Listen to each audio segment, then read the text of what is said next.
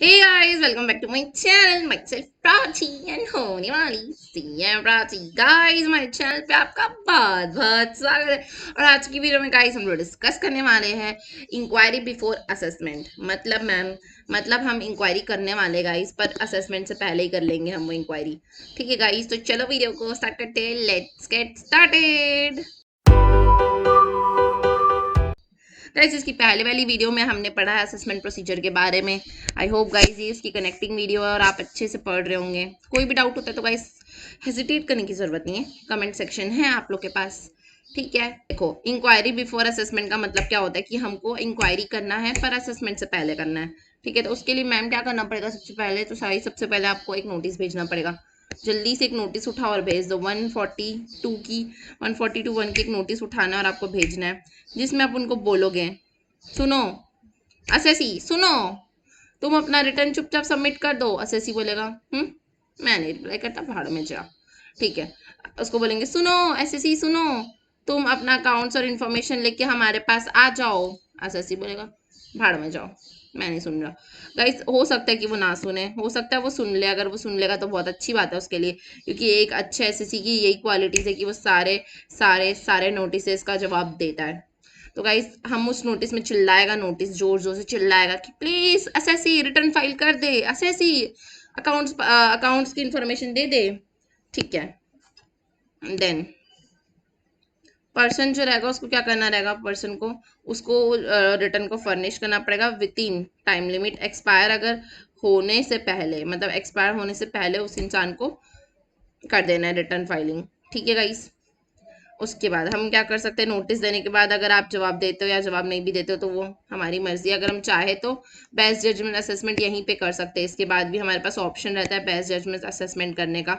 अगर आप होशियारी करके जवाब नहीं दोगे ना, हम लोग बेस्ट जजमेंट कर देंगे। गाइस हमेशा याद रखना कि आपको एक अपॉर्चुनिटी हमेशा देते हैं उन लोग, बट आप हो के ज्यादा होशियारी दे रहे हो तो हम क्या करें।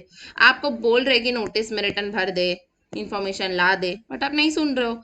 आप किसी के नोटिस का जवाब नहीं दोगे, आप किसी के मैसेज का जवाब नहीं दोगे, तो उसको गुस्सा आएगा ना, वो अपने मन से कुछ भी जजमेंट रखेगा फिर आपके बारे में कि आपके में एटीट्यूड हो, आपके में ईगो है, ये बोलेगा वो क्यों बोल रहा है, आपके एक्शन की वजह से ही तो बोल रहा है ना। अब आपने रिटर्न फाइल नहीं किया, आपने इन्फॉर्मेशन प्रोड्यूस नहीं किया, तो ये आपने एक्शन किया, ये आपने नहीं करके। तो बेस्ट जजमेंट हमारा काम है। अब हम अपने हिसाब से हमको जो बेस्ट लगता है हम वो करेंगे। ठीक है, अगर आपने कर दिया, नोटिस का जवाब दे दिया, तो बहुत अच्छी बात है। हम इंक्वायरी करेंगे, उसके बाद देखेंगे आपने सब सही से किया कि नहीं किया, इंक्वायर करेंगे। उसके बाद हम डायरेक्शन देंगे कि आपकी बुक्स ऑफ अकाउंट्स का ऑडिट होना चाहिए। ठीक है, ऑडिट कब देते हैं, ऑडिट के लिए कब बोलते हैं, तो अगर आपका अकाउंट्स थोड़ा कॉम्प्लेक्स नेचर का है जो हमको समझ में नहीं आ रहा है, तो हम कह सकते हैं कि ऑडिट होनी चाहिए इसकी। या फिर आपके वॉल्यूम ऑफ अकाउंट्स, आपके अकाउंट्स की वॉल्यूम इतनी ज़्यादा है कि हम ऐसे प्राइमा फेस ही देख ही नहीं सकते उसको, तो हम सोच रहे ऑडिट करवा लेते हैं। चलो, हमको लग रहा है कि सही नहीं है ये, कहीं ना कहीं यहाँ पे गलत है, हमको डाउट है आपके अकाउंट्स में। इंटरेस्ट ऑफ रेवेन्यू, हमको ऐसा लग रहा है कि हमारा जो टैक्स है ये बंदा वही बंदा है जो चोरी करने वाला है टैक्स, तो हमको ऐसे इंट्यूशन हो रहे हैं। या फिर आपके टैक्स में कोई मल्टीप्लिसिटी है, एकदम ज़्यादा मेसी सा है सब कुछ और फिशी सा लग रहा है हमको, तो उस केस में गाइस ये 5 केसेस है जहाँ पर हम ऑडिट कराने बोल सकते हैं। फिर से याद करते 5 कौन से केसेस है। आपके अकाउंट्स कॉम्प्लेक्स है, आपके अकाउंट्स की वॉल्यूम बहुत ज़्यादा है, आपकी ट्रांजेक्शन्स में हमको ऐसा लगता है कि रेवेन्यू लॉस है, आपके जो ट्रांजेक्शन है वो हमको इनकरेक्ट लगते हैं या मल्टीप्लिसिटी लगती है। तो इन 5 केसेस में हम बोलेंगे कि हमको ऑडिट करवाना है आपके बुक्स ऑफ अकाउंट्स का।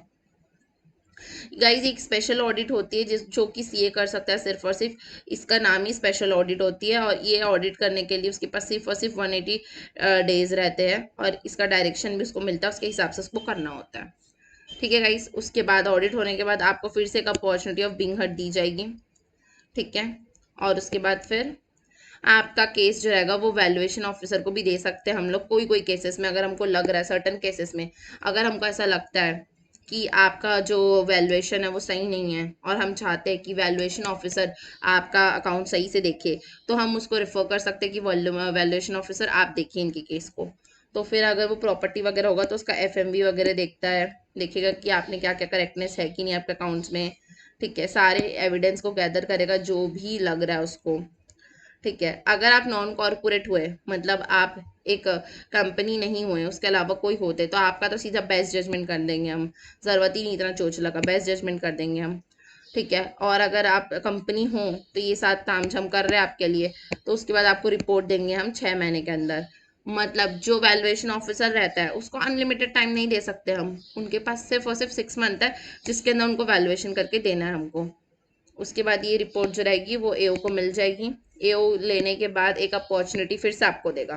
बहुत ज़्यादा अपॉर्चुनिटी मिलती है यहाँ पर, हर हर स्टेज पे आपको अपॉर्चुनिटी मिलेगी, आपको अपॉर्चुनिटी मिलेगी, उसके बाद आपका ऑर्डर हो जाएगा। इसके बाद असेसमेंट और रीअसेसमेंट दोनों का ऑर्डर हो सकता है, दोनों की पॉसिबिलिटी है, हम दोनों केस में कर सकते हैं। अगर गाइज ये ऑडिट नहीं होती है, आपकी स्पेशल ऑडिट नहीं होती, तो उसके लिए आपको पेनल्टी पे करना पड़ेगा। मतलब अगर सीए मना करता है, सीए कह रहा है कि मैं नहीं करूँगा ऑडिट, तो उस केस में पेनल्टी लगती है। और अगर एसएससी मना करता है नहीं स्पेशल ऑडिट नहीं होगा, तो बेस्ट जजमेंट हो जाता है फिर उसका। ठीक है गाइज, आई होप गाइज आपको पूरी चीज़ें क्लियर हुई होगी flow chart, beautiful flow chart से। अब हम लोग फिर से एक बार और पूरा पढ़ेंगे ताकि आपको अच्छे से याद हो जाए, बट थोड़ा जल्दी करेंगे इस बार, ठीक है गाइज। तो गाइस चलो एक बार क्विक रिकॉल कर लेते हैं पूरे सेक्शन का। देखो सबसे पहले अपन इंक्वायरी बिफोर असेसमेंट करते हैं ना, तो उसके लिए अपन को इशू करना पड़ता है एक नोटिस 142(1) का, ठीक है, जिसमें अपन को रिटर्न सबमिट करना पड़ता है। अपन को कोई भी इंफॉर्मेशन प्रोड्यूस करने बोलते हैं तो वो सब करते हैं। अगर हम नहीं करेंगे तो हमारा बाजा बजा देंगे, और अगर अपन करते हैं तो फिर उसके बाद इंक्वायरी होती है। उसके बाद डायरेक्शन देते हैं अपन ऑडिट करवाने का। ऑडिट कराने के लिए हमारे पास 5 कारण होते हैं, जैसे कि हमारे अकाउंट्स कॉम्प्लेक्स है, या फिर अकाउंट्स की वॉल्यूम बहुत ज़्यादा है, या फिर हमको ऐसा लग रहा है कि इनकरेक्ट है, या फिर रिवेन्यू लॉस हो रहा है, या फिर मल्टीप्लिसिटी आपके ट्रांजेक्शन्स में। तो वो सारे केसेस में हम ऑडिट कराने बोल सकते हैं, जिसमें स्पेशल ऑडिट करता है सीएम, जिसको 180 डेज के अंदर अपना रिपोर्ट फाइलिंग करना पड़ता है। अगर वो मना करता है तो उसको पेनल्टी लगती है, और अगर एसएससी मना करता है तो फिर उसका बाजा बजा देते हैं, ठीक है गाइस। अब इसमें पर्सन क्या रहेगा, उसको फर्निश करना रहता है रिटर्न बिफोर उसके टाइम लिमिट एक्सपायर उससे पहले, ठीक है। उसके बाद उसको अपॉर्चुनिटी ऑफ बीइंग हर्ट भी देते हैं, और अगर लगे तो वैल्यूएशन ऑफिसर के पास उसके केस को ट्रांसफर कर देते हैं, जिसमें वो एफएमवी वगैरह निकालते हैं, करेक्टनेस देखते हैं, सारी इन्फॉर्मेशन गैदर करते हैं। अगर वो नॉन कॉर्पोरेट होता है तो उसकी बाजा बजा देते हैं अपन। उसके बाद फिर जो वीओ रहता है, मतलब वैल्यूएशन ऑफिसर जो रहता है, वो अपनी रिपोर्ट देता है 6 मंथ के अंदर अंदर, और फिर एओ को देता है। वो जो एओ रहता है वो देखता है, उसके बाद फिर अपॉर्चुनिटी देता है। वो अपॉर्चुनिटी देने के बाद उसका असेसमेंट होता है, या फिर रीअसेसमेंट भी हो सकता है। ये था हमारा असेसमेंट, मतलब अब कैसे असेसमेंट करते हैं अपन, इंक्वायरी पहले करते हैं एंड देन फिर असेसमेंट करते हैं। तो आई होप गाइज आपको यहाँ तक क्लियर हुआ होगा। आज की वीडियो में गाइज हम लोग डिस्कस करने वाले हैं फेसलेस वैल्यूएशन। तो गाइज फेसलेस वैल्यूएशन का टॉपिक क्यों आया, बिकॉज ऑफ गाइज लोग अगर एक दूसरे को जानते हैं ना, तो फिर आप एकदम सही डिसीजन या फिर बिना बायस डिसीजंस देते हैं गाइस, अगर लोग एक दूसरे को पहचानते जानते तो। और अगर हम एक दूसरे को नहीं जानते तो फिर हम लोग बिना इंटरफेयर किए एकदम ज़्यादा नॉर्मल और सही जजमेंट दे पाते हैं। तो गाइस इस वजह से ही फेसलेस असेसमेंट की या फेसलेस वैल्यूएशन की बात स्टार्ट हुई है, ठीक है। तो गाइज देखो सबसे पहले आज के टॉपिक में हम लोग डिस्कस करने वाले हैं कि फेसलेस मतलब क्या होता है। तो गाइज फेसलेस से मतलब होता है हमारा कि जिसमें हमारा फेस रिवील ना हो। ऐसे ही जैसे गाइज मैं पहले यूट्यूब वीडियोस बनाती थी जिसमें फेस रिवील नहीं करती थी, तो वो फेसलेस वीडियोस हो गई, है ना। वैसे ही जब आप किसी वैल्यूएशन ऑफिसर से मिल रहे हो बट आप अपना फेस नहीं दिखा रहे हो उनको, तो उसको कहते हैं फेसलेस वैल्यूएशन करवाना। मतलब आप दोनों एक दूसरे को नहीं जान सकते, एक दूसरे को नहीं जानते हो, एक दूसरे को नहीं देखे हो, और फिर अपना काम कर रहे हो बिना देखे बिना जाने, तो उसको कहते हैं फेसलेस वैल्यूएशन करना। इसमें हम लोग इंटरेक्शन इंटरफेस को एलिमिनेट करते हैं, मतलब उसको हटाते हैं, और ऑप्टिमम यूटिलाइजेशन करते हैं अपने ऑनलाइन रिसोर्सेज का। जितने भी रिसोर्सेज अपने पास ऑनलाइन अवेलेबल है वो सबको ऑप्टिमम यूज़ करते हैं। मेन मकसद इसका दो ही रहता है गाइस, ठीक है। और कोविड-19 की वजह से ज़्यादा पॉपुलर है ये मेथड, बट गाइस इसमें से ये बहुत लेंदी दिया हुआ है हमारी बुक में, बट गाइस इसमें से क्वेश्चन आने की चांसेस बहुत लेस है, that's why we are covering in just shortcut, ठीक है गाइस। आई होप आपको समझ में आया होगा। अब गाइस नेक्स्ट टॉपिक पे चलते हैं। एक फ्लो चार्ट से मैं आपको कुछ समझाना चाहूँगी, ठीक है। देखो गाइस बहुत ध्यान से समझना, ही फ्लो चार्ट बहुत ज़्यादा इंपॉर्टेंट है।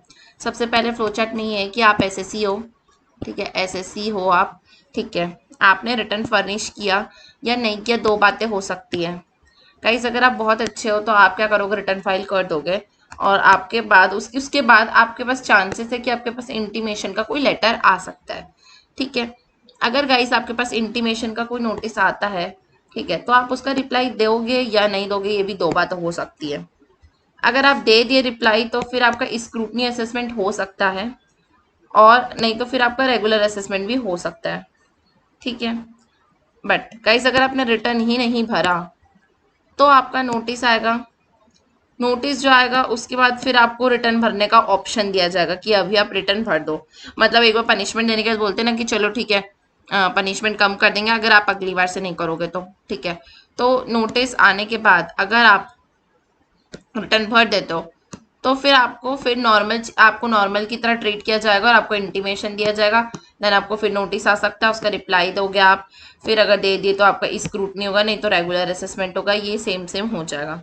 बट नोटिस आने के बाद भी गाइस अगर आपने रिटर्न फाइल नहीं किया तो फिर आपका बेस्ट जजमेंट असेसमेंट कर देते हैं हम लोग, ठीक है गाइस। ये फ्लो चार्ट समझना बहुत ज़रूरी है ताकि आपके दिमाग में बिल्ड हो कि कब बेस्ट जजमेंट असेसमेंट होता है, कब आपकी बाजा बजा जाता है। आपको पता होना बहुत ज़रूरी है, इसलिए मैं समझा रही हूँ, ठीक है। और उसके बाद गाइस इंटीमेशन के बाद सीधा रेगुलर असेसमेंट हो, ये भी हो सकता है। ज़रूरी नहीं है कि नोटिस आए, ज़रूरी नहीं कि स्क्रूटनी हो, ठीक है गाइस। तो अभी तक हमने जितने भी टर्म सीखे थे वो सारे टर्म्स को अपन इसमें यूज़ करके समझ पाए कि आखिर प्रोसेस क्या होता है। तो गाइस मैं आपको फिर से एक बार शॉर्ट में समझाती हूँ। अपन को याद करने की कोशिश करना है। आप एसएससी हो, आप या तो रिटर्न भरोगे या तो आप नहीं भरोगे, ठीक है। आप रिटर्न भर दिए तो आपके पास इंटीमेशन आने की चांसेस है। उसका जो नोटिस आएगा इंटीमेशन के बाद नोटिस, तो उसका आप रिप्लाई दे देना। अगर आप रिप्लाई दोगे तो हो सकता है आपका केस स्क्रूटनी में फंसे या तो आपका रेगुलर असेसमेंट हो जाए। अगर आप रिप्लाई नहीं देते हो, रिप्लाई देना चाहिए, देखो नोटिस का रिप्लाई देना आपकी ड्यूटी है। आप रिप्लाई नहीं दोगे तो फिर आपके आपके बारे में जब हम जानेंगे नहीं तो हम अपना बेस्ट सोचेंगे ना कि आपके लिए क्या बेस्ट होगा, वो हम सोच के फिर आपका बेस्ट जजमेंट असेसमेंट कर देते हैं, ठीक है। अब आपने रिटर्न ही नहीं भरा, जब आपने रिटर्न नहीं भरा तो आपको एक और मौका दिया जाता है। आपको एक नोटिस भेजते और आपको एक मौका देते कि चलो आप फिर से रिटर्न भर दो। उस बार आप रिटर्न भर देते हो तो आपके साथ नॉर्मल लोगों की तरह सुलूक किया जाता है। इंटीमेशन, नोटिस, रिप्लाई, स्क्रूटनी और रेगुलर, ये नॉर्मल साइकिल चलती है। बट आप अभी भी इतना बोलने के बाद भी आप नहीं भर रहे हो रिटर्न, मतलब बेशर्मी की हद होती है। आपको बोल रहे ना रिटर्न भर दो, नहीं भर रहे हो, भाड़ में जाओ, आपका बजा बजा के आएंगे हम, चलो आओ बजवाओ अपना, समझे। तो ऐसा होता है। तो आई होप गाइस आप समझ गए होगा फ्लो चार्ट से कि कैसे कब बेस्ट जजमेंट असेसमेंट होता है, कब रेगुलर होता है और कब स्क्रूटनी होता है, ठीक है। ये तीनों के बीच में क्या मिलझोल था आपको समझा दी। अगर आप सब बात मानोगे ना तो आपका रेगुलर होगा, सरप्राइजली आपका स्क्रूटनी हो सकता है, ठीक है। बट अगर आप रिप्लाई नहीं करोगे, आप बात ही नहीं मानोगे तो फिर आपका बाजा बजना फाइनल है, ठीक है गाइस। आई होप अपने यहाँ तक समझ में आया होगा। आगे बढ़ते हैं। तो गाइस आगे का टॉपिक है हमारा रेक्टिफिकेशन ऑफ मिस्टेक। मतलब गलती होती है इंसान से गाइस, किसी से भी गलती हो सकती है। तो ये है मिस्टेक सुधारने का सेक्शन, इसमें हम अपनी गलतियों को सुधारेंगे। तो अगर कोई मिस्टेक हो जाती है तो एओ उसको ठीक कर सकता है, या तो वो खुद करेगा या तो असेसी करेगा, ठीक है। खुद करेगा या तो फिर असेसी करेगा। खुद करेगा तो फिर कैसे वेरीफाई करेगा, सॉरी रेक्टिफाई कैसे करेगा। तो सबसे पहले वो देखेगा कि अरे मिस्टेक तो ऊपर ऊपर में ही दिख रही है, प्राइमा फेसी दिख रही है, मिस्टेक अपेरेंट है प्राइमा फेसी आपको, तो फिर आप खुद से ठीक कर सकते हो, ठीक है। अगर नहीं है तो फिर आप इंटीमेशन के थ्रू अमेंडमेंट कर सकते हो, ठीक है। कितने साल में आप अपनी गलतियों को सुधार सकते हो, 4 साल फ्रॉम द ऑर्डर। आपने जो ऑर्डर पास किया है एज एओ, आपने जो ऑर्डर पास किया एज एओ, आपके पास मौका है कि आप 4 साल में अपनी गलतियों को सुधार दो, ठीक है। और एक अपॉर्चुनिटी ऑफ बीइंग हर्ड भी दे देना, ऐसी अपॉर्चुनिटी ऑफ बीइंग हर्ड का शॉर्ट फॉर्म है, ठीक है। जब आप अपनी गलतियां सुधारते हो तो आपका अपॉर्चुनिटी ऑफ बीइंग हर्ड देने का फर्ज बनता है, ठीक है। अब गाइस ये जो एओ था वो तो सो रहा था, उसको कुछ दिखा ही नहीं खुद से, सुओ मोटा मतलब उसको खुद से कुछ नहीं दिख रहा है। तो असेसी को तो दिखता है, असेसी थोड़ी ना अंधा है। असेसी जो रहेगा वो अप्लाई करेगा, अप्लाई करेगा और उसके बाद फिर उसके एप्लीकेशन के बाद हमको 6 मंथ के अंदर ऑर्डर पास करना ही करना है। बिकॉज गाइस एसएससी ने मेहनत की है तो उसका टाइम लिमिट कम रखे हैं, एओ ने खुद से देखा है तो उसका टाइम लिमिट ज़्यादा देखे हैं, क्योंकि एओ के पास बहुत सारा काम होता है, सिर्फ आपका काम नहीं है। और आप एज एसएससी आपके पास तो बस एक ही काम है, अपना रिटर्न फाइल कराना, अपना गलतियों को देखना। तो गाइस इसलिए यहाँ पे कम टाइम है और यहाँ पर ज़्यादा टाइम है, आई होप गाइज आपको यहाँ तक समझ में आएगा। चलो एक बार और फिर से रिवाइज कर लेते हैं। जब किसी से गलती होती है तो उसको रेक्टिफिकेशन करना पड़ता है। तो जब एओ को खुद से दिख जाता है सुओ मोटो, तो वो रेक्टिफाई करेगा। अब रेक्टिफिकेशन के दो चांसेस हो सकते हैं। पहला ये कि उसको उसको ऊपर से दिख रहा है, अपेरेंट दिख रहा है, ठीक है, या तो फिर उसको कोई अमेंडमेंट करना पड़ेगा अपनी इंटीमेशन देकर, ठीक है। 4 साल तक टाइम है उसके ऑर्डर देने के बाद, और अपॉर्चुनिटी ऑफ बिंग हर्ड देना पड़ेगा असेसी को। असेसी ने खुद अप्लाई किया, बोला चलो एओ आपकी गलती हो गई, चलो आप सुधारो अपनी गलती को। तो फिर एओ को जब एप्लीकेशन मिलेगा तो फिर उसके बाद एओ के पास टाइम रहेगा 6 मंथ का कि उसमें उसको ऑर्डर पास करना है। ठीक है गाइस, आई होप आपको यहाँ तक समझ में होगा। अब आगे बढ़ते हैं। तो गाइस हमारा नेक्स्ट टॉपिक है डिमांड नोटिस। डिमांड नोटिस में क्या होता है कि जैसे ही आपकी असेसमेंट कंप्लीट हो जाती है, आपकी असेसमेंट कंप्लीट हो गई, अब आपको बोलेंगे कि चलो मिस्टर एक्स हमारा टैक्स दे दो। मतलब गाइस इस वर्ड का मतलब पहले आप समझो ध्यान से। डिमांड का मतलब मांगना, डिमांड, मांग, मांग बोलते हैं हिंदी में डिमांड को। मतलब ऐसा नोटिस जिसमें हम टैक्स की मांग करेंगे। हम बोलेंगे SSC please give us tax, मतलब टैक्स हमको दो। एसएससी तुम अब टैक्स दे दो, तुम्हारी असेसमेंट हो गई है कंप्लीट। अब कंप्लीट हो गई तो चलो हमको डिमांड नोटिस देते हैं हम उनको, और उनको बोलते हैं चलो आप टैक्स दे दो, टैक्स दे दो हमारा। तो आपको टैक्स देना है 30 डेज के अंदर अंदर। जैसे ही आपको डिमांड नोटिस रिसीव होगी, आपको टैक्स दे देना है 30 डेज के अंदर अंदर, ठीक है। और अगर आपका कोई भी डैमेजेस हुआ है तो आप उसको माइनस कर सकते हो, ठीक है। अगर आप डीले कर रहे हो, अगर आप फालतू में टाइम वेस्ट कर रहे हो, 30 दिन दे दिए ना आपको, अभी भी टाइम वेस्ट कर रहे हो, तो आपको 1% हर मंथ के हिसाब से इंटरेस्ट पे करना पड़ेगा। ठीक है गाइस, समझ गए यहाँ तक? फिर से समझो। देखो डिमांड नोटिस में जो गवर्नमेंट रहती है वो डिमांड करती है नोटिस में कि मुझे टैक्स दो, गिव मी टैक्स, ठीक है, टैक्स मांगती है वो। तो असेसी से टैक्स कब मांगेगी? जब असेसमेंट कंप्लीट हो जाएगा। असेसमेंट हुआ कंप्लीट तो वो डिमांड नोटिस भेजी और टैक्स मांगी। जब टैक्स मांगती तो कितना समय में आपको टैक्स देना है? 30 डेज में आपको टैक्स दे देना है, ठीक है। नोटिस के अगर आपको कोई भी डैमेजेस होता है तो उसको रिड्यूस कर सकते हो आप।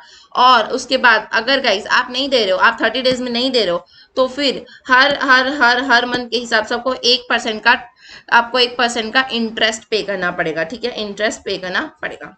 आई होप गाइस आपको यहाँ तक समझ में आया होगा। अब आगे बढ़ते हैं।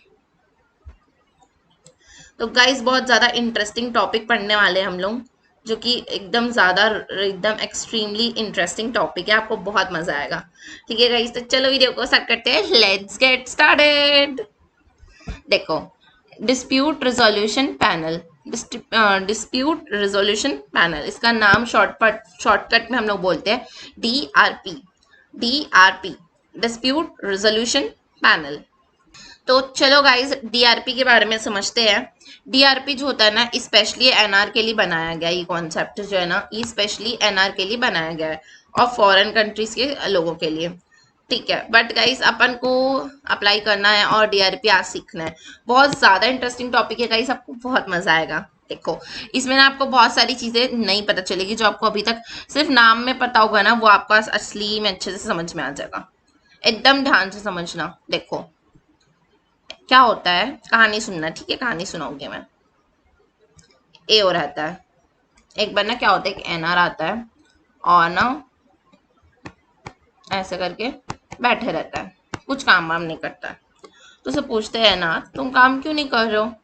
तो एनआर बोलता है देखो यार, यहाँ पर ना कुछ भी अगर गड़बड़ हो जाती है ना तो बहुत परेशानी होती है। मतलब यहाँ का जो सिस्टम है, आप लोग का अथॉरिटी का आपका जो सिस्टम है जिससे अपन को डील करना पड़ता है, वो बहुत ही बकवास है। यहाँ पे एक के पास जाओ फिर दूसरे के पास जाओ, फिर ये लोग को समझता नहीं है, अक्ल दिमाग नहीं, कुछ भी डिसीजन लेते हैं, बहुत परेशानी होती है। मैं तो बिल्कुल भी आपकी जो लीगल प्रोसीडिंग्स है उससे मैं बिल्कुल भी खुश नहीं हूँ, ऐसा करके एनआर बोलता है, ठीक है। तो वहाँ के इंडिया के लोग जो रहते हैं लोग बोलते हैं अरे आप ऐसे क्यों बोल रहे हो भाई, ऐसा नहीं है। तो बोला और क्या, बस तारीख पे तारीख देने आता है आप लोग को, अभी कोई प्रॉब्लम फंस जाए तो आपके एओ लेवल के तो इतने निकम्मे लोग हैं, उनको कुछ समझता ही नहीं है, एकदम ही ज़्यादा बकवास है। हमको तो करवाना ही नहीं है यहाँ पर कोई भी बिजनेस अपना, फालतू में परेशानी में नहीं फंसना, टाइम वेस्ट है करके। तो उनकी जब बात सुने तो बोले कि अच्छा आप बताओ मेनली प्रॉब्लम क्या है आपको? तो बोले देखो गाइस, यहाँ पे क्या है कि जो एओ लेवल के जो लोग हैं ना, जिसमें कौन कौन आता है पहले मैं आपको बता देती हूँ। एओ लेवल के लोगों में सबसे पहले आपका आता है JC, joint commissioner, deputy commissioner, additional commissioner और आईटीओ, इनकम टैक्स ऑफिसर, ठीक है। तो ये जो लोग हैं ना, इन लोग आते हैं एओ की कैटेगरी में, ठीक है। अब ये लोग जो होते हैं वो जूनियर लेवल के बंदे होते हैं। इसके ऊपर होता है CIT, commissioner of income tax होता है इनके ऊपर, ठीक है। तो ये जो होते हैं ना जूनियर लेवल के बंदे होते हैं, इनको अच्छे से कुछ आता है नहीं, तो एनआर जो रहता है वो परेशान रहते हैं इनकी वजह से। तो इस वजह से एनआर बोला कि ये जो बंदे हैं इनसे हम परेशान हैं, हम इस वजह से आप ये हमारी बात नहीं सुनते, ये अपना कुछ भी लगाते रहते हैं, और उसके बाद फिर हमसे टैक्स ले लेते हैं और फालतू में हमको हमारा टाइम वेस्ट करते हैं। तो उनको बोले चलो आप बताओ आप क्या चाहते हो, सोल्यूशन क्या है, चलो प्रॉब्लम बता दी, सोल्यूशन क्या है। वो बोले हम चाहते हैं कि कोई क्वालिफाइड पर्सन बैठे यहाँ पर जिसके पास अक्ल दिमाग हो और हमारा समय बर्बाद ना करें। तो बोले कि ठीक है, आपकी बात मानी जाएगी, आप बस आ जाइए हमारे यहाँ बिजनेस करने। तो एनआर की प्रॉब्लम समझते हुए, उनकी बात मानते हुए, इस लेवल में इनकी जगह हम लोग डीआरपी लाए। डीआरपी कॉन्सेप्ट क्या रहता है? डीआरपी का कॉन्सेप्ट ये रहता है कि एओ लेवल में ही, in the level of AO, DRP को सेटअप किया गया है, ठीक है, by commissioner of income tax. अब ये तो बड़ा बंदा है ना, देखो यहाँ पे ये छोटे बंदे हैं जिनसे एनआर को तकलीफ होती है, ये तो इनका हेड है सीआईटी। तो सीआईटी ने डीआरपी को सेटअप किया है, ठीक है। अब इसका काम मैं आपको बाद में समझाऊंगी, आप पहले ये समझो कि डीआरपी आया क्यों, ठीक है गाइस। आई होप आपको अभी तक समझ में आया होगा कि डीआरपी आया क्यों, एग्जिस्टेंस में क्यों आया। बिकॉज एनआर लोगों को प्रॉब्लम होती थी इन लोअर लेवल के बंदों को समझाने में अपनी प्रॉब्लम, और उनसे सोल्यूशन निकालने में इनका टाइम वेस्ट होता था। उस वजह से हायर लेवल के लोगों को डीआरपी में डाला गया और इनके लिए अलग से व्यवस्था बनाई गई, सो दैट इनकी प्रॉब्लम जल्दी जल्दी रिजॉल्व हो जाए। इसमें कुछ ऐसे टर्म्स भी है जिसमें आपके फटाफट प्रॉब्लम सॉल्व होती है, मतलब एकदम जल्दी जल्दी प्रॉब्लम सॉल्व करने का इसमें मैकेनिज्म डाला गया है, ठीक है गाइस। तो आई होप आपको समझ में आएगा कि डीआरपी आया क्यों, वाई डीआरपी, ये समझ गए होगे अब आप, ठीक है। तो देखो अब मैं आपको प्रोसीजर समझाऊंगी अच्छे से, बट पहले आपको मैं सारे लोगों से मिलवा देती हूँ, इंट्रोडक्शन करवाती हूँ आपका। देखो सबसे पहले आप आओगे हमारे घर में, ठीक है, हमारे हमारे इस स्लाइड में, ठीक है। तो देखो आफ्टर सेल्फ असेसमेंट, आपने अपना सेल्फ असेसमेंट किया, बट एओ को जम रहा नहीं है आपका सेल्फ असेसमेंट, क्या किया पता नहीं, ऐसा आपका सोच रहा है एओ जो, ठीक है। तो यहाँ पे कौन लोग थे, फुल फॉर्म बताओ मुझे। जेसी मतलब joint commissioner, deputy commissioner, additional commissioner और इनकम टैक्स ऑफिसर। इन सारे लोगों ने, ये सारे लोग एओ है आपके, ठीक है। इनके ऊपर कौन आता है, ये इसके ऊपर सीआईटी आता है। एंड सीआईटी अपील्स का क्या मतलब होता है, कभी आपने सोचा गाइज? गाइज मैं आपको, आप विश्वास नहीं करोगे, मैंने एक दो जगह से कोचिंग लिया है एंड मैंने बहुत पढ़ाई की है, बट फिर भी से मैं सीआईटी अपील्स अभी तक समझ नहीं पाई थी कि क्या होता है ये। बट गाइज फाइनली मुझे समझ में आ गया और मैं चाहूँगी कि आपको मैं फ्री में समझा पाऊँ।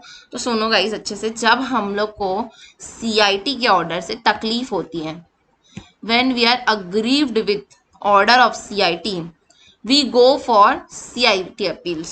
मतलब जब हमको तकलीफ होगी इनके ऑर्डर से तो हम अपील करेंगे सीआईटी अपील्स में। ये सिर्फ उन्हीं केस को इंटरटेन करती है जो लोग नॉट हैप्पी विथ सीआईटी होते हैं। मतलब अगर आप इनके ऑर्डर से डिससेटिस्फाइड हो, इनके ऑर्डर से आप खुश नहीं हो, आप दुखी हो, तो उस केस में आप सीआईटी अपील्स के पास जाओगे, समझे। जब एसएससी दुखी रहता है, डिससेटिस्फाइड रहता है, तब वो यहाँ पर आता है, अपील करता है, और इसको हम लोग कहते हैं फर्स्ट एपिलेट अथॉरिटी, ठीक है। ये क्या होती है, फर्स्ट एपिलेट अथॉरिटी। ध्यान रखना गाइस, इसको फर्स्ट एपिलेट अथॉरिटी कहते हैं, और इसमें एसएससी जब भी डिससेटिस्फाइड होता है तब आता है। ध्यान रखने वाली बात ये भी है कि यहाँ पर बाकी दूसरे लोग क्यों नहीं आते मैम, यहाँ पर दूसरी पार्टी क्यों नहीं आती, तो गाइस क्यों नहीं आती, बिकॉज वो ही पार्टी का एक, देखो एक एसएससी रहेगा और एक सीआईटी रहेगा, इन दोनों में से एक ही अग्रीव्ड हो सकता है।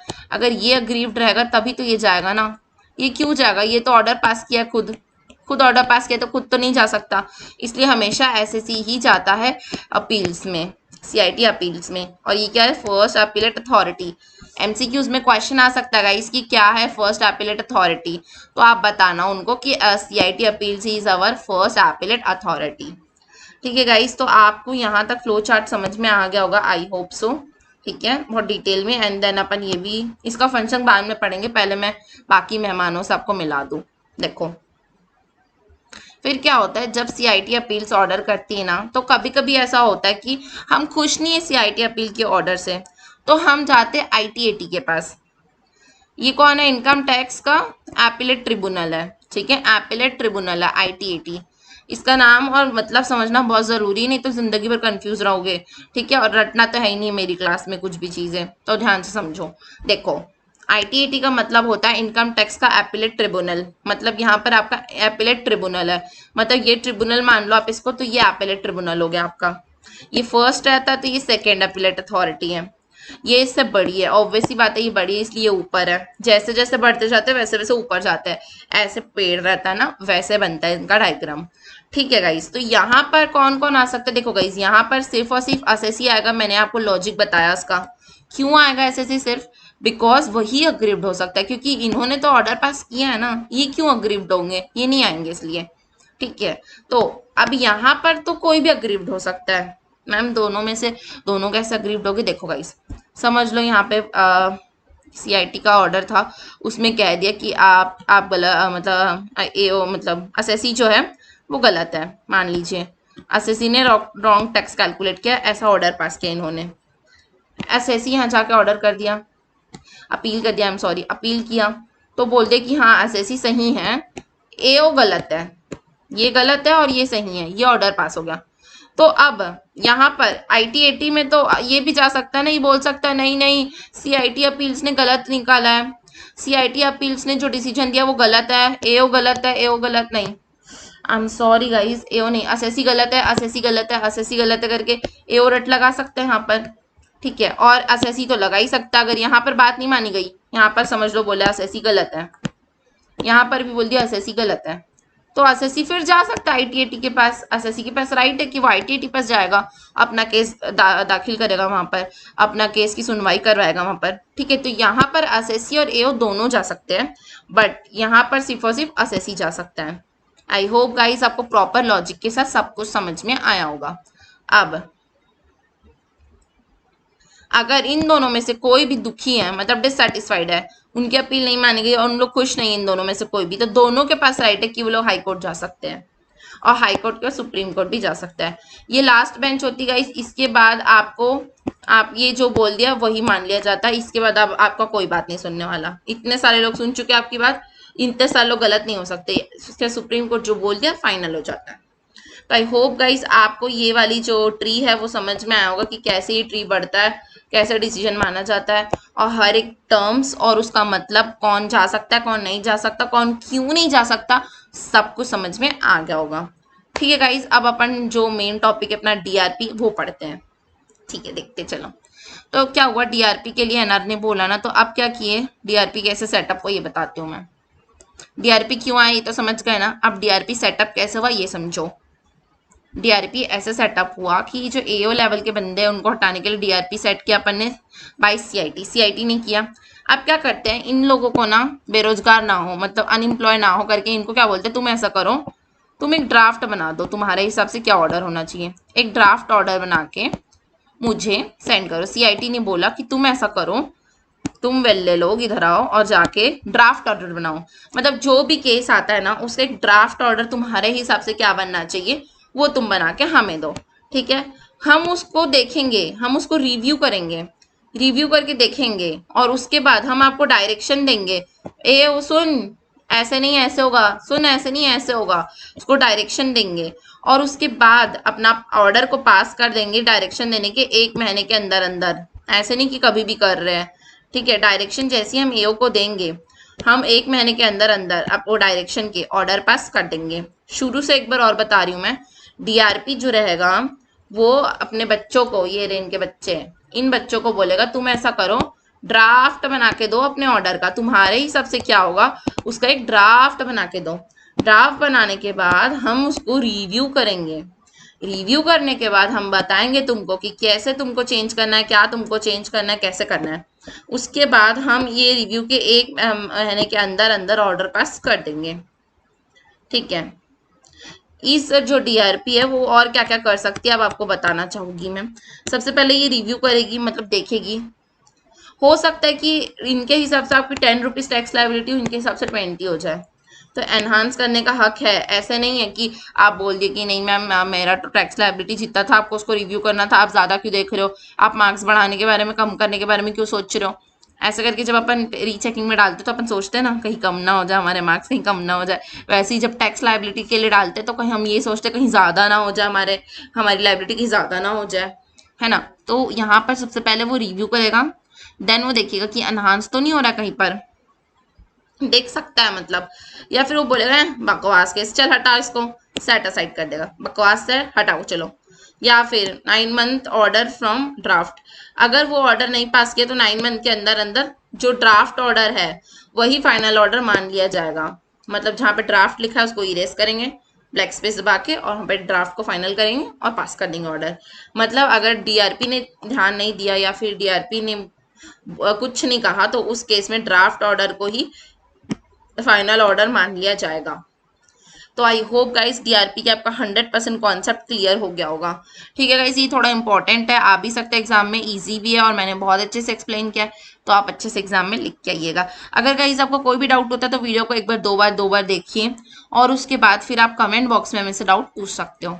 ठीक है गाइस, अब देखो जो डीआरपी है, डीआरपी वो अगर अग्रीव्ड हो गया, मतलब उसको आपके ऑर्डर पसंद नहीं आया, डीआरपी का भी ऑर्डर पसंद नहीं आया, तो वो सीधा सीधा ना आईटीएटी के पास जाएगा। अब आप ये पूछ सकते हो मेरे से कि मैम वो सीआईटी अपील्स में क्यों नहीं गया, मैम वो सीआईटी के पास क्यों नहीं गया। गाइस यहाँ पर सीआईटी के बंदे ही बैठे हैं और डीआरपी और सीआईटी के बंदे जो रहते हैं उनका लेवल और सीआईटी अपील्स का लेवल, इनका लेवल सेम होता है, क्योंकि तभी तो, अगर इनका लेवल सेम नहीं होगा तो इन बंदों से काम नहीं करवा लेंगे हम, सब सेम होते हैं, इसलिए इनका ऑर्डर ये चेक नहीं कर सकते, इनका ऑर्डर ये नहीं चेक कर सकते। दैट्स वाई इनको अगर कोई तकलीफ है इनके ऑर्डर से, जिसको भी इनके ऑर्डर से तकलीफ है वो डायरेक्टली जाते आईटीएटी के पास। ठीक है गाइस, तो आई होप गाइस आपको यहाँ तक वीडियो अच्छी लगी होगी और आपको प्रॉपरली सब कॉन्सेप्ट समझ में आए होंगे। तो गाइस चलो हमारा लास्ट टॉपिक में चलते हैं, इनकम एस्केप करने वाला टॉपिक पे।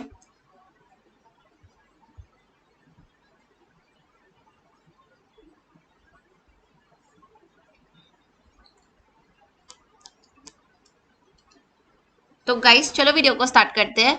हम लोग इनकम एस्केपिंग असेसमेंट पढ़ेंगे 148 के अंदर। ठीक है, इनकम एस्केप का क्या मतलब होता है, फिर से तो देखो, इनकम का मतलब आपको ऑलरेडी पता है, एस्केप का मतलब होता है छुड़ा के भाग जाना, मतलब छुड़ा के भाग जाएंगे हम लोग, हम अपनी इनकम नहीं बताएंगे, हम भाग जाएंगे।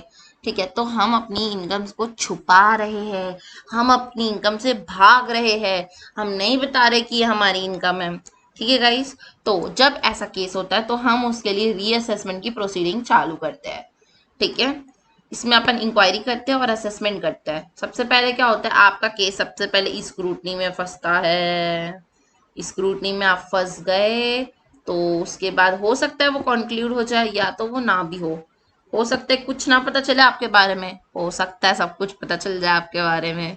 ठीक है, उसके बाद वैसे गाइस असेसमेंट प्रोसीजर लोगों को बहुत बोरिंग चैप्टर लगता है, बट मेरे पॉइंट ऑफ व्यू से बहुत ज़्यादा इंटरेस्टिंग चैप्टर है अगर आप अच्छे से पढ़ो तो। ठीक है गाइस, तो एकदम ध्यान से सुनो, ठीक है, मज़ा आएगा आपको। देखो फिर से बताती हूँ, इनकम एस्केप करने का मतलब होता है इनकम को छोड़ के चले जाना, उसको छोड़ के भाग जाना। ठीक है गाइस, तो उस केस में क्या होता है, रीअसेसमेंट होता है। रीअसेसमेंट होता है तो आपके ऊपर इंक्वायरी भी हो सकती है, आपका असेसमेंट भी हो सकता है, आपकी इंक्वायरी भी हो सकती है, आपका असेसमेंट भी हो सकता है। इंक्वायरी होगी तो क्या होगा, सबसे पहले आपका केस स्क्रूटनी में फंसता है। जब आपका केस स्क्रूटनी में फंसेगा तो हो सकता है कि सबको आपके बारे में पता चल जाए, आपके सच के बारे में जो आप छुपा रहे थे, या तो फिर हो सकता है किसी को ना पता चले। ठीक है, उसके बाद now information indicate income charge tax has been escape.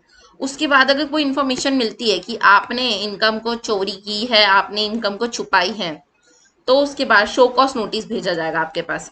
आपको बोलेंगे चलो इधर आओ और बताओ कि आप गुनहगार क्यों नहीं हो, आपने ये इनकम क्यों छुपाई, ये सारी बातें आपको शो कॉज नोटिस में पूछी जाएगी और आपसे अलग अलग तरीके से नई नई इन्फॉर्मेशन निकलाई जाएगी। और उसके बाद आपके हमारे हिसाब से जो भी ऑर्डर हमको लगे वो हम पास करेंगे। ठीक है गाइस, अब पूरा फिर से एक बार समझो। सबसे पहले आपने अपनी इनकम को छुपाई, आपने सबको बताई नहीं, आप भाग रहे हो अपनी इनकम से। उस केस में अगर आपका इंक्वायरी होता है तो सबसे पहले आपका केस स्क्रूटनी में फंसता है। स्क्रूटनी में फंसने के बाद अगर आप बच गए तो वेल एंड गुड, नहीं बच पाए तो उसके बाद क्या होगा, आपको आपके ऊपर नई इन्फॉर्मेशन खोजी जाएगी कि आपने इनकम क्यों छुपाई, आपसे पूछी जाएगी। कैसे पूछेंगे मैम, आपको शो कॉज नोटिस भेजेंगे और आपसे पूछेंगे, और उसके बाद हम हमारे हिसाब से जो हमको ऑर्डर लगे हम वो पास कर देंगे। ठीक है, अब ये इसके अलावा और क्या हो सकता है, इसके अलावा ये हो सकता है कि जब असेसमेंट हो रहा होगा, असेसमेंट जब चलता रहेगा तब आपको एक नोटिस इशू की जाएगी और आपको बोलेंगे मिस्टर डैश डैश आप ऐसा कीजिए, अपनी रिटर्न ऑफ इनकम भर दीजिए। ठीक है, आपको बोलेंगे अपनी रिटर्न इनकम भर दो। उसके बाद क्या करेंगे, उसके बाद ऑर्डर पास करेंगे कि रीअसेसमेंट की ज़रूरत है इनको। हमको ऐसा लग रहा है कि आपको रीअसेसमेंट की ज़रूरत है, तो हम बोलेंगे कि रीअसेसमेंट करवाओ इनका। ठीक है, उसके बाद क्या होगा, न्यू इशू में बी कंसीडर ड्यूरिंग रीअसेसमेंट। जब हम रीअसेसमेंट करेंगे तो हो सकता है कि हमको कुछ पता चल जाए कि आपकी कोई एडिशनल इनकम है या कोई नया इशू हमारे सामने आ जाए, या फिर हो सकता है कि रीअसेसमेंट जो है वो नहीं हो और एसएससी को बोलेंगे कि ये पेंडिंग है करके। ऐसा भी हो सकता है और ऐसा भी हो सकता है। ठीक है, अब आपको ये वाला बताती हूँ, इशू नोटिस जब हो रहा है आपको और आपको जब रिटर्न ऑफ इनकम भरने बोल रहे हैं तो कब तक बोल सकते हैं, ऐसे मुंह उठा के कभी भी थोड़ी ना बोल देंगे। तो with in 10 years from the reassessment if income escaped is more than 50 lakh. अगर आपका इनकम जो चोरी हुआ है, जो आपने छुपाया है, वो इनकम 50 लाख से ज़्यादा है, तो उस केस में 50 लाख या उससे ज़्यादा है, तो उस केस में 10 साल तक हम लोग रीअसेसमेंट के बाद भी आपको बोल सकते हैं कि आप अपनी रिटर्न ऑफ इनकम फाइल करो एंड आपका रीअसेसमेंट के लिए हम खोलना चाहते हैं। ये सारी बातें हम कर सकते हैं अगर आपकी इनकम 50 लाख से ज़्यादा आपने छुपाई है। अगर आपने 50 लाख से कम इनकम छुपाई है अपनी, तो हमारे पास सिर्फ 3 साल का समय रहता है, अदरवाइज 10 ईयर का समय रहता है। ठीक है गाइस, तो आई होप आपको यहाँ तक समझ में आया होगा। अब कुछ इंपॉर्टेंट नोट्स है वो पढ़ लेते हैं अपन। सबसे पहला नोट क्या बोलता है, relevant information like from CBDT and any objection from controller general, controller and auditor general of India. ठीक है, तो रिलेवेंट इंफॉर्मेशन हम कहाँ कहाँ से ले सकते हैं, सीबीडीटी से ले सकते हैं और ऑडिटर से ले सकते हैं। ठीक है, टाइम लिमिट, इसका टाइम लिमिट कितना है, मतलब आप यहाँ पे मैंने बोला ना नोटिस सर्व करेंगे, ये नोटिस सर्व करेंगे, तो ये नोटिस कब तक सर्व करेंगे, तो ये नोटिस सर्व करने का टाइम लिमिट है एक ये है कि 12 month from the end of financial year in which notice is served. जब नोटिस सर्व किया गया तब से लेके 12 month तक हमारे पास टाइम है कि हम ऑर्डर पास करें। यहाँ पर टाइम लिमिट किसका है, ऑर्डर पास करने का है। ऑर्डर पास करने का टाइम लिमिट क्या है, जो हमने नोटिस यहाँ पर सर्व किया ना, ये नोटिस जो हमने सर्व किया है, वो नोटिस सर्व करने के मतलब जो साल में वो नोटिस सर्व हुआ है वो साल का एंड, उस फाइनेंशियल ईयर का एंड होते तक के बाद जो 12 महीने हैं वहाँ तक आपका जो ऑर्डर रहेगा वो पास हो जाएगा। फिर से समझो, नोटिस समझ लो 1 मई 2018 में पास हुआ, नोटिस सर्व हुआ, आई मीन ठीक है, नोटिस सर्व हुआ। इस साल का फाइनेंशियल ईयर कब एंड होगा, 18 नहीं 18 मई में था ना, 19 20 में आपका फाइनेंशियल ईयर होगा। इसका 12 मंथ मतलब 2021 तक आपको ऑर्डर पास कर देना है। ठीक है, मई में आपने सर्व किया है, तो मई के बाद ये समझ लो 18 में था, तो 19 20 आपका फाइनेंशियल ईयर होगा और 20 21 में आपको क्या करना है, आपका फाइनल ऑर्डर पास कर देना है। रेट जो रहेगा गाइस, उस समय जो भी रेट चलते रहेगा वही रेट पे आपको टैक्स पे करना पड़ेगा, जो भी वहाँ पे प्रिवेलिंग रेट रहेगा। नोटिस एसएससी को देते हैं अपन रीअसेसमेंट का कि आपका रीअसेसमेंट होने वाला है। अब नोटिस इशू करने का टाइम लिमिट ध्यान से समझो। पहले तो आप ये दो टर्म का मतलब समझ लो। देखो, दो टर्म का मतलब कहता है नोटिस, आपको मैंने बोला कि आपको इशू हुआ या मैंने बोला नोटिस सर्व हुआ, इन दोनों का क्या डिफरेंस होता है। नोटिस इशूड का मतलब होता है कि हमने एज अ एओ ने पोस्ट करवा दिया है, नोटिस हमारे तरफ से नोटिस निकल चुका है, तो हमको बोलेंगे कि नोटिस इशू हो गया है। आपको नोटिस मिल चुका है तो ये होगा नोटिस रिसीव्ड। इसका लो एग्जाम्पल, व्हाट्सएप में जब मैं अपना डाटा ऑन करूंगी और मैं आपको एक व्हाट्सएप मैसेज भेजूंगी, जैसे ही उसमें एक टिक आ जाता है उसका मतलब है कि मेरे तरफ से नोटिस इशू हो चुका है। जब आपके दोनों टिक ब्लू हो जाए तब मानेंगे कि आपको नोटिस सर्व हो चुका है। समझ गए गाइस, यहाँ पर आपको दो ब्लू टिक चाहिए, यहाँ पर आपको सिंगल एक टिक चाहिए। ठीक है, ये ब्लू होना चाहिए, ये सर्व हुआ और ये इशू हुआ। अब आगे अगर गाइज आपका असेसमेंट या रीअसेसमेंट होता है, ठीक है, तो उस केस में अगर पहले 0 से लेके 4 साल तक है तो कोई भी अमाउंट आप एस्केप करते हो तो उस केस में अपन नोटिस जारी करते हैं। और अगर आप 4 से लेके 6 साल के बीच में आपकी इनकम एस्केप हुई है तो फिर 1 लाख या उससे ज़्यादा रुपए की इनकम एस्केप होनी चाहिए। ठीक है, मतलब अगर आपकी कितने भी अमाउंट की इनकम एस्केप हुई है तो वो हम 1 से 0 साल तक 0 से 4 साल तक देखते हैं। बट अगर आप 4, 5 और 6वें साल का हमको रीअसेसमेंट करना है, चौथे, 5वें और 6वें साल का, सॉरी 5वें 6वें 2 साल का, 5वां या 6वें साल का अगर आपको रीअसेसमेंट करना है तो कम से कम आपकी इनकम एस्केप 1 लाख से ऊपर होनी चाहिए, 1 लाख या उससे ऊपर की होनी चाहिए एस्केप, तब जाके ही हम आपका असेसमेंट या रीअसेसमेंट करवा सकते हैं और उसके लिए नोटिस दे सकते हैं। ठीक है, अगर कोई पर्सन अवेलेबल नहीं है तो हम उसके एजेंट को देंगे नोटिस। कितने साल तक दे सकते हैं? 6 साल तक हम उसके एजेंट को नोटिस इशू कर सकते हैं। 6 साल का लिमिट इशू नहीं होता है और ये 6 साल सिर्फ 4 साल बन जाता है। किस केस में? जब असेसी रहता है वो अपना रिटर्न ऑफ इनकम पूरा फाइल किया, अभी तक का कोई भी डिफॉल्ट नहीं है उसके रिटर्न ऑफ इनकम में, और वो आपने जो इन्फॉर्मेशन मांगी उसके हिसाब से जो भी मटेरियल था उसने 100% सपोर्ट किया है, उसने सब कुछ बताया है। तो उस केस में गाइज ये जो 6 साल की लिमिट है ना, ये 4 साल की लिमिट हो जाती है। 6 साल की नहीं लगती, सिर्फ 4 साल की लिमिट लगेगी। अगर आप फॉरेन एसेट्स रखते हो, आपके पास फॉरेन एसेट्स है, तो उस केस में लिमिट 6 ईयर्स की रहती है। और अगर आपके एसेट्स जो है वो आउटसाइड इंडिया में है, आपका बंगलो है बड़ा बड़ा दुबई में, तो उस केस में 16 साल तक हमारे पास पावर है कि हम असेसमेंट करवा सकते हैं आपकी। ठीक है, और कोई टाइम लिमिट ही नहीं है। अगर हाई कोर्ट में चला गया केस तो एक बार हाई कोर्ट चला गया केस तो फिर कोई टाइम लिमिट रहती नहीं है, अनंत अनंत सालों तक केस चल सकता है। तो आई होप गाइज आपको ये पूरा असेसमेंट प्रोसीजर समझ में आया होगा गाइज। तो चलो गाइज नोट्स का एक बार रिवीजन कर लेते हैं अपन, क्या पढ़े आज। ठीक है, देखो कोई भी रिलेवेंट इन्फॉर्मेशन है हम सीबीडीटी या फिर ऑडिटर से ले सकते हैं। ऑर्डर पास करने का टाइम लिमिट क्या होता है? 12 month from the end of notice serve हुआ है उस फाइनेंशियल ईयर के खत्म होने के बाद 12 महीना।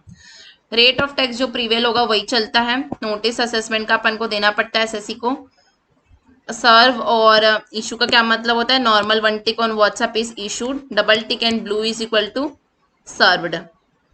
1 से लेके 4 साल तक के लिए कोई भी अमाउंट एस्केप हो चलता है, उसके लिए नोटिस भेज सकते हैं। बट अगर 5वां और 6वां साल है तो उसके लिए कम से कम आपकी इनकम एस्केप 1 लाख की होनी चाहिए। अगर कोई एजेंट है तो 6 साल तक उसको नोटिस इशू किया जा सकता है। ये 6 साल सिर्फ 4 साल रह जाएगा अगर आपने रिटर्न ऑफ इनकम पूरी फाइल की है और मटेरियल इफेक्ट आपने दिया है। आपका असेट अगर फॉरेन में स्थित है तो 6 साल लगता है, और मतलब फॉरेन एसेट आपका यहाँ पर है तो 6 साल लगता है, और एसेट पूरा का पूरा इंडिया से बाहर है, मतलब बिल्डिंग वगैरह है, लैंड वगैरह है, तो उस केस में 16 साल। कोई भी लिमिट नहीं रहती अगर आपका असेसमेंट जो है हाई कोर्ट में चले जाता है तो आई होप गाइस आपको इनकम एस्केपिंग वाला पूरा सेक्शन समझ में आया होगा, आपको पूरा का पूरा असेसमेंट प्रोसीजर समझ में आया होगा। गाइस अगर आपको वीडियो अच्छी लगी होगी तो प्लीज़ लाइक कीजिए, बहुत अच्छी लगी तो प्लीज़ सब्सक्राइब कीजिए, अपने फ्रेंड्स के साथ शेयर कीजिए, और सीएमए फाइनल के सारे बच्चों को बताइए कि डीटी की फ्री क्लासेस सीएमए हब में अवेलेबल है। Thank you so much for watching this video. Bye guys.